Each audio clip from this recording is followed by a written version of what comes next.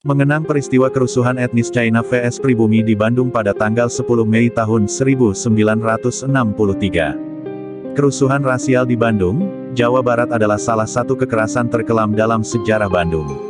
Kerusuhan ini terjadi tanggal 10 Mei tahun 1963, di mana sejumlah massa menghancurkan kendaraan dan toko-toko milik kaum etnis China. Kerusuhan yang terjadi pada saat itu cukup sulit dikendalikan. Bahkan Gubernur Bandung saat itu, Kolonel Masudi juga turut merasa kewalahan. Latar belakang terjadinya kerusuhan ini sendiri sebenarnya merupakan buntut dari kegeraman rakyat pribumi terhadap etnis China sejak zaman penjajahan Belanda. Sebab pada masa itu, pemerintah Hindia Belanda membuat kedudukan etnis China lebih tinggi daripada rakyat pribumi. Warga etnis China mayoritas memiliki hubungan dekat dengan pemerintah Hindia Belanda dibandingkan dengan warga pribumi. Orang China yang diuntungkan dengan kondisi sosial ini, mayoritas memiliki usaha dan pekerjaan yang membuat perekonomian mereka relatif lebih baik dari rakyat pribumi. Kedengkian terhadap rakyat China menumpuk di dalam diri rakyat pribumi selama bertahun-tahun.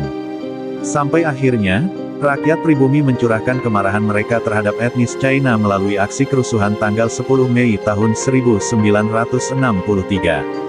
Peristiwa kerusuhan rasial di Bandung tanggal 10 Mei tahun 1963 bermula dari sebuah insiden kecelakaan lalu lintas antara tukang becak dan pengendara motor. Sang pengendara motor tidak terima dan akhirnya memukuli sang pengemudi becak hingga babak belur. Melihat kejadian ini, para pengemudi becak lainnya dan masyarakat setempat pun ikut menjadi geram dan menyerang para pelaku yang kebetulan adalah warga etnis China. Didukung dengan rasa dendam yang sudah terpendam lama, kemarahan rakyat pribumi sudah tidak dapat dibendung lagi. Terjadi pengumpulan dan pengerahan massa yang terkonsentrasi di kampus Institut Teknologi Bandung, ITB, yang sebagian besar merupakan mahasiswa dan pelajar yang baru menyelesaikan ujian akhir. Setelah dibakar oleh orasi yang menjelaskan kronologi insiden pemukulan terhadap pengemudi becak itu, massa bergerak meninggalkan kampus ITB menuju ke pusat kota Bandung. Sesampainya di sana, berbagai aksi perusakan dan penghancuran semua harta benda milik warga etnis China pun dilakukan. Mulai dari perusakan sepeda motor, barang dagangan, hingga toko-toko milik etnis China.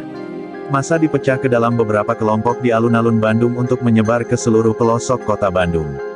Menjelang sore hari, massa digiring untuk keluar daerah pecinan, Jalan Belakang Pasar, Jalan Tamim, Jalan Pasar Baru, menuju ke Jalan Asia Afrika, Jalan Raya Barat, dan Jalan Kebun Jati oleh sekelompok pagar besi tentara yang rapat melintangi jalan lengkap dengan senjata mereka di dada.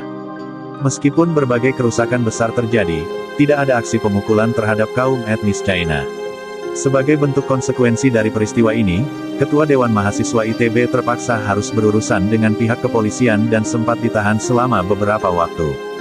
Kerusuhan rasial di Bandung pada tanggal 10 Mei tahun 1963 membuat seluruh toko ditutup dan bioskop tidak melakukan penayangan film selama beberapa waktu.